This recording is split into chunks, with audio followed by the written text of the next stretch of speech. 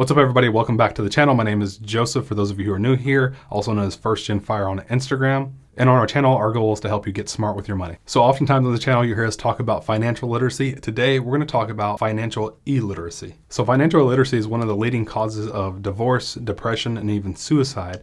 And it's also one of the things that we are still very scared to talk about for some reason. So I hope in this video, as we talk about this today, you become more comfortable and you're able to talk about financial literacy and illiteracy with your family members, your spouse, your partner, whoever you speak with about money or haven't spoken with about money that you want to. And this helps you open up that conversation, because we all need to learn more about managing our money to get further along in our life. So what I want to do first is throw a couple of numbers at you so that you can take these numbers, think about them, and think about how they're affecting your particular life. The first thing that I want you to think about is 76% of Americans live paycheck to paycheck. And then think about yourself. Are you one of those that are part of that statistic?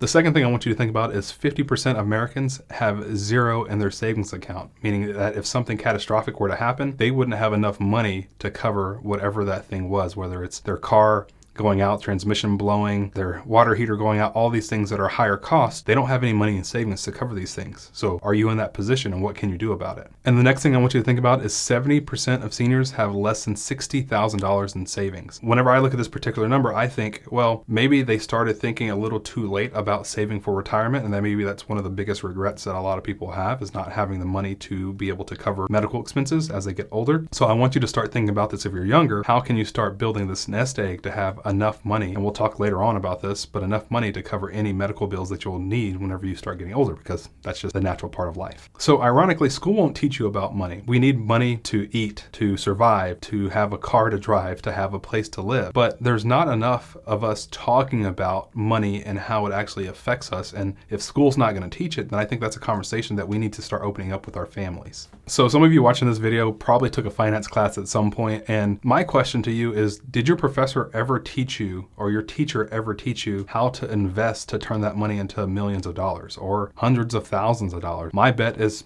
probably not. Most of you probably have not had that conversation with an educator that has said, put $5 a day into an investment that returns 8% a year, and over time that's going to become $1 million. I almost guarantee the majority of you, now there will be some of you watching this that have had that conversation, but the majority of you, especially if you look like me or anybody that remotely looks like me, has not had that conversation, especially with your parents, because they don't talk about money, right? At least mine didn't. So here's another misconception that people fall into, because our parents were taught that and their parents taught them that. Save as much money as you can. The problem with that is we have this thing called inflation, and inflation increases between 2 to 3% every year, meaning that if you have $100 in the bank and it's increasing by 2 to 3%, that means that that $100 is actually dropping by what, $2 to $3, right? And so as you look at this process of saying, hey, I'm putting my money into the bank and it's a safe investment, you're losing money. So you have to find ways to hedge or get ahead.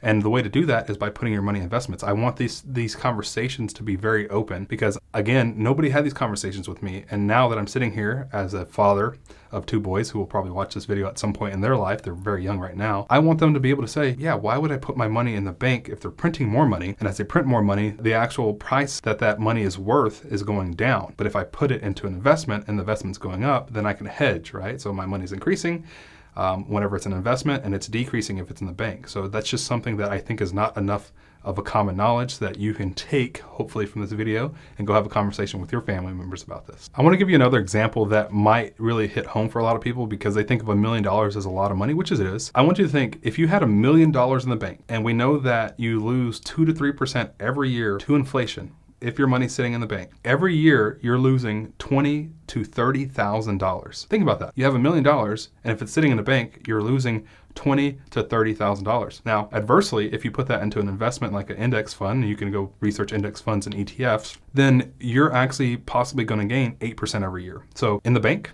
that's a safe investment, quote unquote safe investment, you're going to lose $20,000 to $30,000 every year. And if you put in an investment, it's going to increase by up to $80,000. Which one is a smarter decision? And again, this is just something that we don't talk enough about. And I hope this starts hitting home for those of you who are aspiring to get to that $1 million.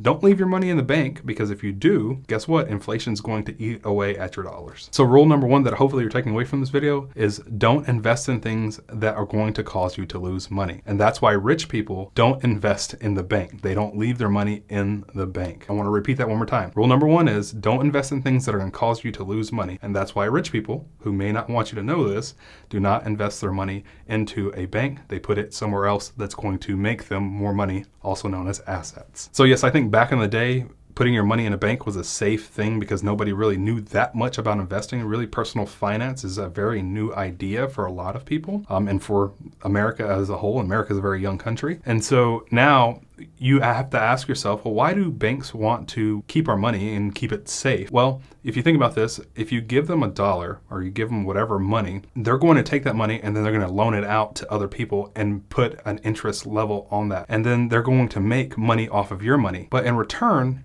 you only make like 0.05% on the high end.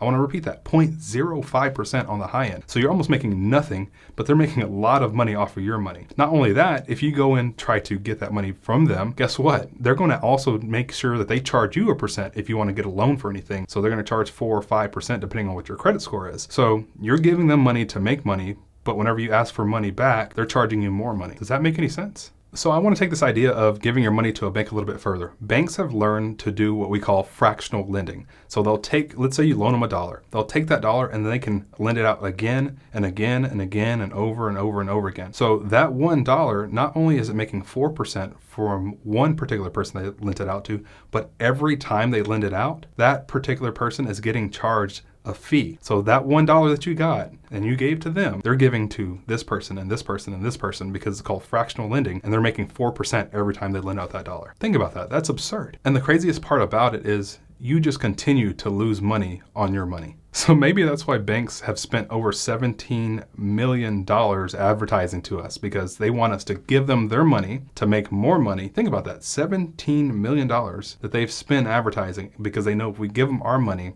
they can go make more money and we can continue being broke. Pretty smart strategy if you're a bank. Not so smart if you're somebody that's giving them money. So the majority of people work their entire life to earn a living and earn their freedom and retire at 65, all the while sacrificing their health, their youth, their time. My parents, your parents, our grandparents, their parents, all of our older relatives have believed in this sacrifice to work hard and make money, but I guarantee very few of them, if they knew that investing existed, wouldn't have tried to invest. So I hope this part of the video is somewhat of a light bulb for you. You can work and work and work, and maybe you'll get rich, but you'll never be wealthy enough to stop working. You'll just become rich enough that you don't have as many worries. You won't be able to say, now I own my time, which is true freedom. So here's a question for you. If you knew you could live life on your terms, getting paid what you want so that you could do what you want with your free time, and you could learn to do that, would you do it? Now, the majority of people will say this is unrealistic. You can't make what you want and do what you want with your own time and enjoy your own free time. That's just not possible. However, it is possible. So I want you to start thinking differently than everybody else thinks,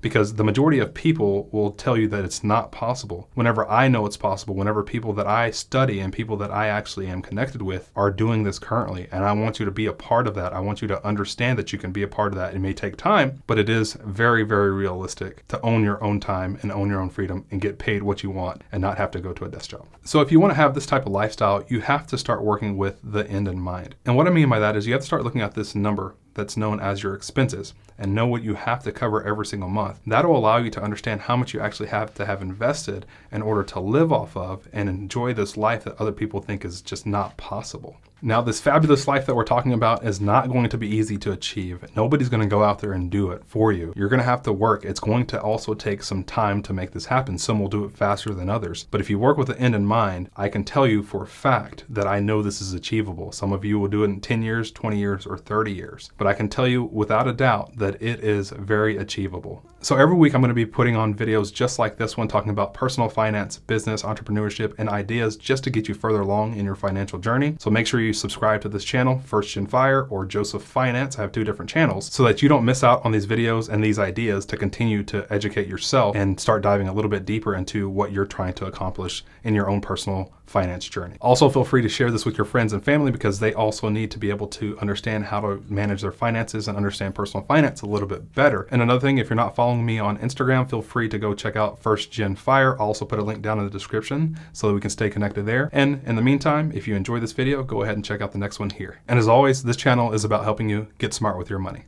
We'll see you guys in the next video.